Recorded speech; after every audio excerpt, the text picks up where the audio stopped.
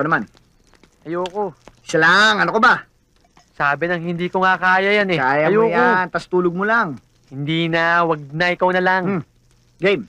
Ayoko. Sige na. Wag na. Isa lang. Naglalasing ba kayo? Hindi naman, nagpapainit lang. Saan yung best friend mo? Naku, andun sa kwarto. Wala nang ginawa kundi magreklamo. Matutulog yata yung nakatayo eh. Paano naman? Sunog na sunog ang katawan. You wanna try? Tequila! Wait, Jed. Hindi marunong yan. Eh kaya nga tinuturuan eh. Alam mo, bad influence ka talaga, no? You never know till you try. Go! Ops! Sandali! May kulang pa yan. Kailangan yan. Basahin mo muna yan. Dila. Okay? Ngayon, dila. Yan. Inom! Yes! Han! Yan! Ito! Oh, sip!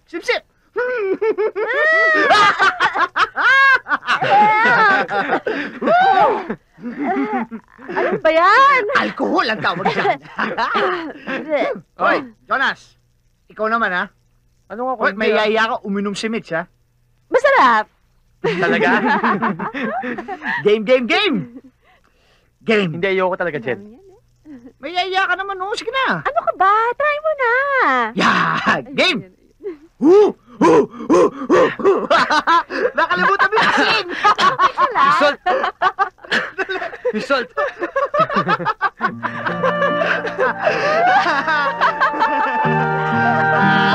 Alam mo kasi hindi naman niya ibibigay lahat sa isang tao yung gusto niya. Laging may kulang. Gaya ng ano? Ano? Ano?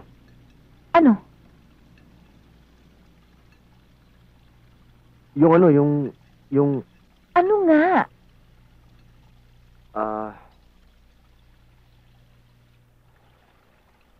Ano ba ako sa'yo?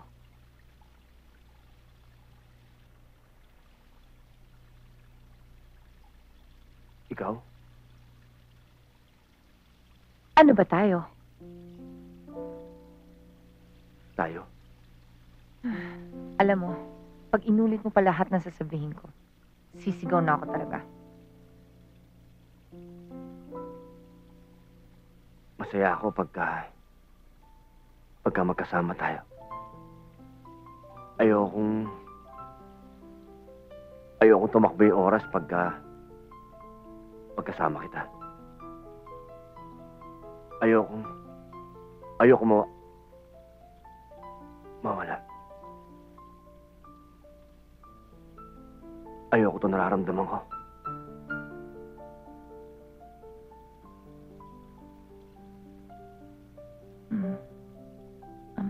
Hindi. Okay na. Okay na yan. Pwede na. Makakatulog na ako ng mahimbing sa gabi niyan.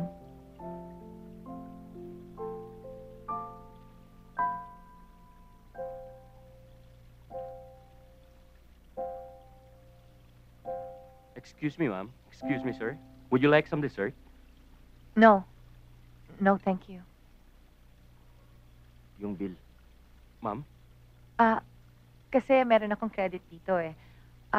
Pinapadala na lang nila sa office yung bill. Ako nang bahala rito. Brad, yung bill. Ma'am. Are you sure? Yung bill. Okay. Yes, sir. Sure ako. Thank you.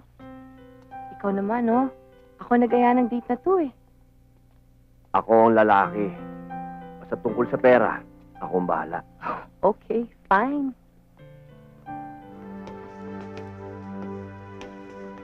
Raul, hijo. Hi, Dad. I'd like you to meet Elaine Hi. and Bebang. Hi. Hello. Elaine's staying with us. Elaine, siya si Raul. Ang kaisa-isa kong anak. Kamusta ho? Siya bang... Yes. She is. Haven't we met before? Parang nagkakilala na tayo. Ha? Hindi pa ho yata. Sa palagay ko, nakita mo na siya. Hindi mo lang siguro naaalala. Sa provincial jail, nung natapunan ako ng coke.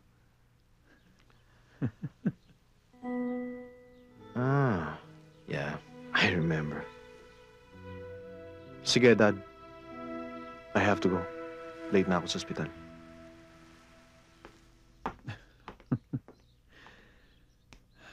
Ganyan talaga yung anak kong yan. Laging nagmamadali. Doktor kasi eh. Well, feel at home. Tatawagin ko muna si Rosa para makapagmerienda muna kayo, ha? Oho.